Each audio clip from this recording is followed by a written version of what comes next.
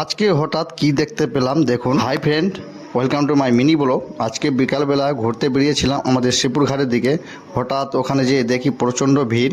দেখলাম ওখানে যেয়ে দুটো শুয়োরকে বেঁধে নিয়ে যাচ্ছিল নৌকা করে ওই পারে। আবার আগেকার রকম নদীতে জল বেড়ে গেছে, তাই দেখতে এসেছিলাম আমাদের শিবপুর ঘাটে। আর আমাদের বৈকালবেলার দৃশ্য দেখতে পাচ্ছ শিবপুর ঘাটের, কত সুন্দর প্রাকৃতিক দৃশ্য। আর জল বেড়ে গেছে তাই দেখতে এসেছিলাম।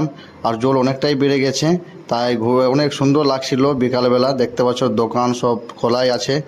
আমি আর দিগম্বর এসেছিলাম ঘুরতে অনেক সুন্দর লাগছিল। তাই নৌকা যাতায়াত করছে, ওখানেই আমি একটু ঘুরতে গেলাম, ছবি নিলাম। আর নৌকাতে আমি একটু মাঝি হয়ে গেছি, চেপে ভিডিও করছিলাম।